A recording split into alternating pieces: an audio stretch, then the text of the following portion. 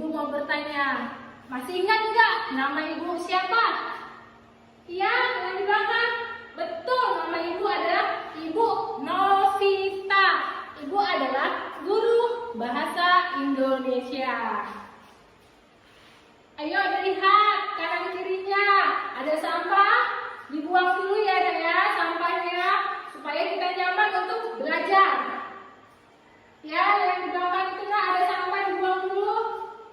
Karena kebersihan adalah sebagian dari iman. Kita belajar di dalam kelas nyaman dan kita bisa konsentrasi. Ibu mau bertanya dulu, pelajaran minggu yang lalu masih ingat nggak? Iya, yang di belakang apa nak? Tentang pengertian deskripsi. Ya betul, kasih aplaus kepada teman kita. Iya, pengertian teks deskripsi. Ada yang tahu apa itu pengertian deskripsi? Iya. Apa? Betul sekali, kasih aplaus lagi.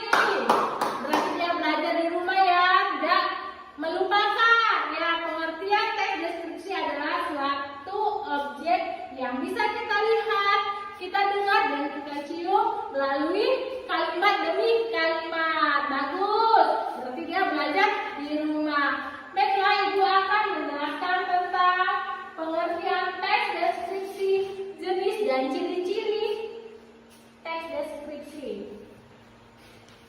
Yang pertama itu ada teks deskripsi. Teks deskripsi menggunakan metode discovery learning, yaitu penemuan. Di sini kita lihat teks deskripsi adalah yang menerangkan objek yang bisa kita lihat, kita dengar, dicium dan dirasakan oleh penulis ke dalam kalimat demi kalimat. Discovery learning ini adalah peserta didik mampu mengamati dan mengerti tentang konsep pembelajaran tersebut. Kita lanjut lagi.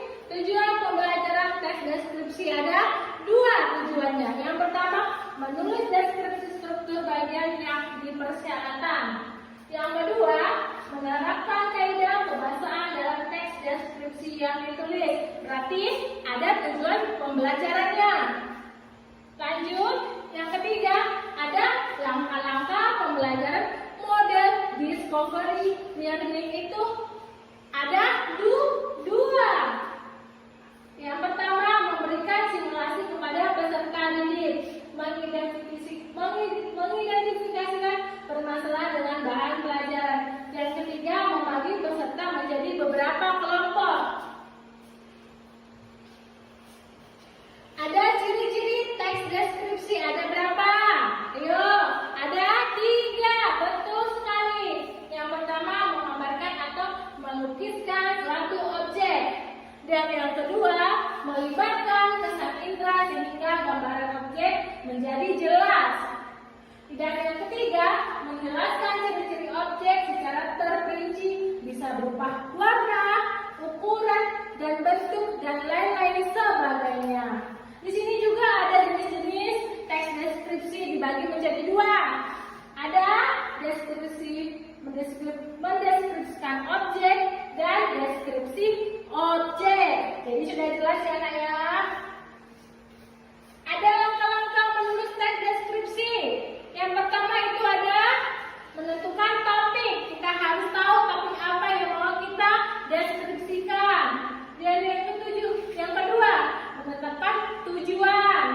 Yang ketiga, kita harus mengumpulkan data ataupun informasi yang mau kita cari. Dan yang keempat, membuat kerangka tulisan. Dan yang kelima, mengembangkan kerangka menjadi beberapa kelompok.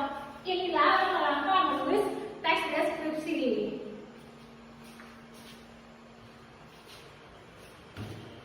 Berdasarkan cara mendeskripsikan objek, teks deskripsi dibagi menjadi ada 2 ya anak.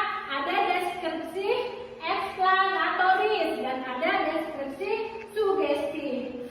Deskripsi eksplanatoris yang ditulis berdasarkan fakta kenyataan oleh penulis. Bisa dilihat itu ada bunga matahari.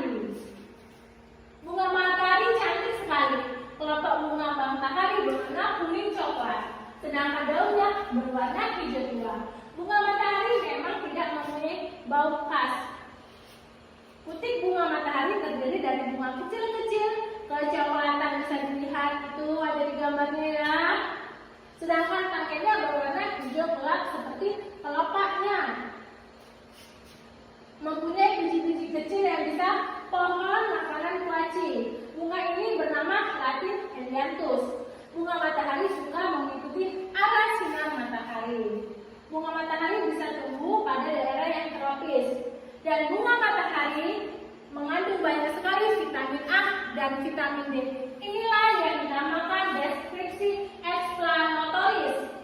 Sesuai dengan berdasarkan fakta pernyataan oleh penulis, tidak ada dibuat secara mengarang. Nah, bisa kita lihat kan, disesuaikan dengan bunganya. Habis itu kita bisa lihat bersama-sama ada bijinya ya, biji kecil-kecil, pohonnya berwarna kecoklatan. Yang kedua ada tes deskripsi sugesti. Tes deskripsi sugesti ini berdasarkan kesan-kesan yang muncul. Di layar di fokus ada guru yang disiplin. Pak Redi adalah guru yang tegas dan disiplin di MTS Negeri 3 Blitar. Pak Redi adalah guru yang ditakuti oleh siswa-siswanya. Beliau mengajarkan siswa-siswa untuk selalu disiplin dan dalam belajar. Pak Redi memiliki postur tubuh yang tinggi dan gagah. Beliau juga sangat tegas dalam berbicara ketika beliau marah. Beliau akan membuat seolah-olah yang sebenarnya menjadi sangat kecil. Akan tetapi, di balik sifatnya yang tegas, beliau hanya ingin membuat siswa-siswanya menjadi generasi penerus yang disiplin dan penuh tanggung jawab.